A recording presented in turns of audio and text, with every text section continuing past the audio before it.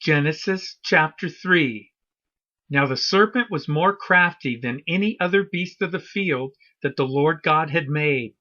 He said to the woman, "Did God actually say, 'You shall not eat of any tree in the garden'?"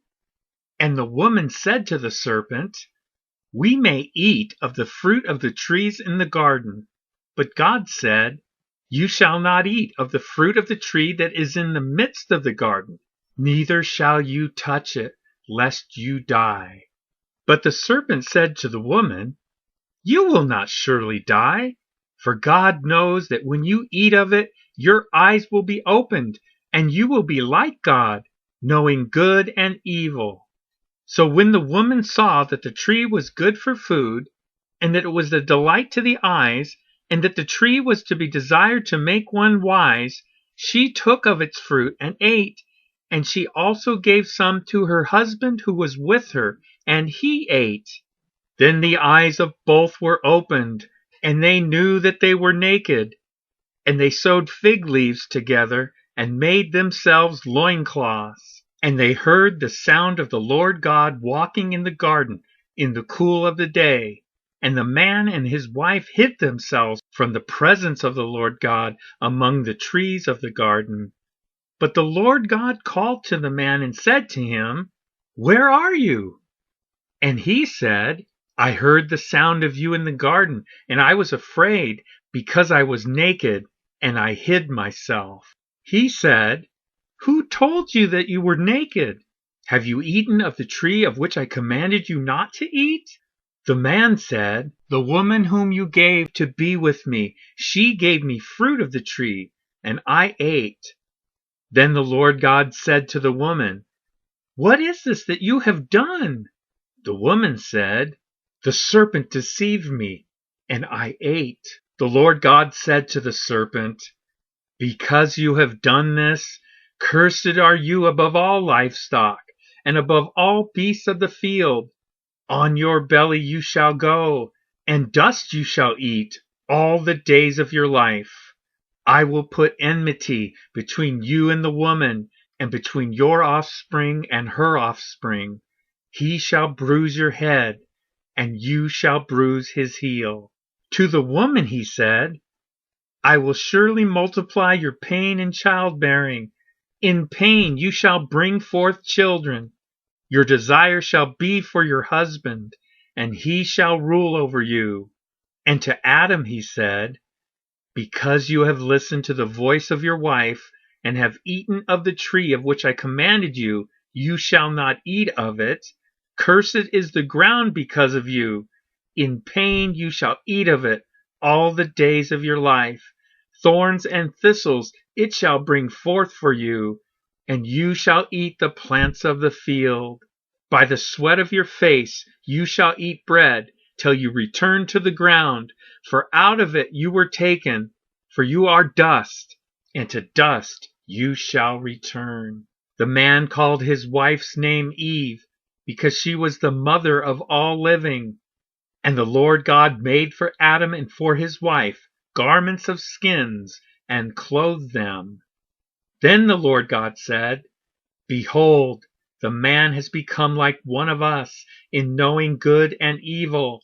Now lest he reach out his hand and take also of the tree of life and eat, and live forever." Therefore the Lord God sent him out from the Garden of Eden to work the ground from which he was taken. He drove out the man, and at the east of the Garden of Eden he placed the cherubim and a flaming sword that turned every way to guard the way to the tree of life. Genesis chapter 4. Now Adam knew his wife Eve, and she conceived and bore Cain, saying, "I have gotten a man with the help of the Lord." And again she bore his brother Abel. Now Abel was a keeper of sheep, and Cain a worker of the ground. In the course of time, Cain brought to the Lord an offering of the fruit of the ground, and Abel also brought of the firstborn of his flock and of their fat portions. And the Lord had regard for Abel and his offering, but for Cain and his offering he had no regard. So Cain was very angry, and his face fell. The Lord said to Cain, "Why are you angry, and why has your face fallen? If you do well, will you not be accepted? And if you do not do well, sin is crouching at the door. Its desire is for you, but you must rule over it."